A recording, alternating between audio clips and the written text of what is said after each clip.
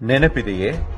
ದೂರದರ್ಶನದ ಎಲ್ಲ ವಾಹಿನಿಗಳ ಲಾಂಛನದ ಕೆಳಗೆ ಸತ್ಯಂ ಶಿವಂ ಸುಂದರಂ ಎಂಬ ಶೀರ್ಷಿಕೆ ಬರುತ್ತಿತ್ತು. ಮುಸಲ್ಮಾನರ ಆದೇಶದ ಮೇರೆಗೆ ಅದನ್ನು ಕಾಂಗ್ರೆಸ್ ಪಕ್ಷ ತೆಗೆದುಹಾಕಿತು. ಹಿಂದೂಗಳು ಧ್ವನಿ ಎತ್ತಲಿಲ್ಲ. ಆ ಬಗ್ಗೆ ಯಾರಿಗೂ ಏನು ಅನಿಸಲೇ ಇಲ್ಲ. ನೆನಪಿದೆಯೇ? ನ್ಯಾಯಾಲಯಗಳಲ್ಲಿ ಭಗವದ್ಗೀತೆ ಮೇಲೆ ಪ್ರಮಾಣ ಮಾಡಬೇಕಿತ್ತು. ಮುಸಲ್ಮಾನರು ಒಪ್ಪದ ಕಾರಣ ಅದನ್ನು ಕಾಂಗ್ರೆಸ್ ಪಕ್ಷ ತೆಗೆದುಹಾಕಿತು. ಹಿಂದೂಗಳು ಧ್ವನಿ ಎತ್ತಲೇ ಇಲ್ಲ. ಈ ದೇಶದ ಎಲ್ಲ ಮುಖಬೆಲೆ ನೋಟು ನಾಣ್ಯಗಳ ಮೇಲೆ ರಾಷ್ಟ್ರ ಲಾಂಛನ ಅಶೋಕ ಸ್ತಂಭದ ಚಿತ್ರವಿದ್ದಿತು.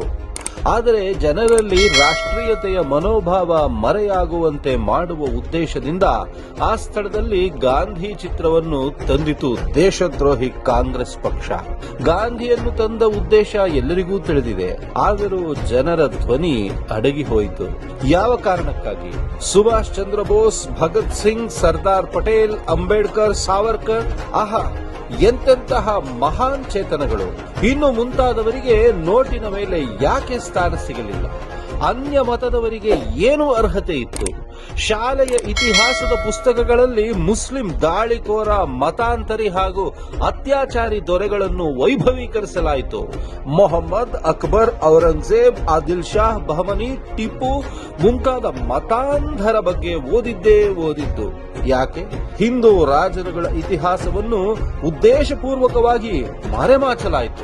ಸ್ವಾತಂತ್ರ್ಯ ಬಂದಾಗಿನಿಂದ ಹಿಂದೂಗಳು ಜಾಗೃತರಾಗದಂತೆ ಎಚ್ಚರಿಕೆಯಿಂದ ನೋಡಿಕೊಂಡಿತು ಹಿಂದೂ ಧರ್ಮ ದ್ರೋಹಿ ಕಾಂಗ್ರೆಸ್ ಪಕ್ಷ. ಇಂತಹ ಸಂದೇಶಗಳನ್ನು ಕಳುಹಿಸಿ ಹಿಂದೂಗಳನ್ನು ಜಾಗೃತಗೊಳಿಸಬೇಕಾದ ಸನ್ನಿವೇಶ ಬಂದಿರುವುದು ಇಂದಿನ ವಿಪರ್ಯಾಸವೇ ಸರಿ.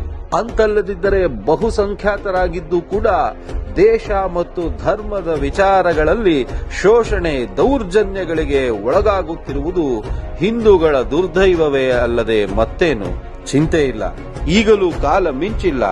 ಹಿಂದೂಗಳೇ ಜಾಗೃತರಾಗಿ ಇಂತಹ ಸಂದೇಶವನ್ನು ಎಲ್ಲರಿಗೂ ಕಳುಹಿಸಿ ಸನಾತನ ಧರ್ಮ ರಕ್ಷಣೆಗೆ ಜಾಗೃತರಾಗುವಂತೆ ಮಾಡಿ. ಈ ದೇಶದ ಉಳಿವಿಗೆ ನಿಮ್ಮ ಸೇವೆ ಸಲ್ಲಿಸಿ. ಧರ್ಮದ ಒಗ್ಗಟ್ಟಿನಲ್ಲಿದೆ ದೇಶದ ಉಳಿವು. ಜೈ ಹಿಂದ್. ದಯವಿಟ್ಟು ಎಲ್ಲ ಹಿಂದೂಗಳಿಗೂ ತಪ್ಪದೇ ಮುಂದುವರಿಕೆ ಮಾಡಿ.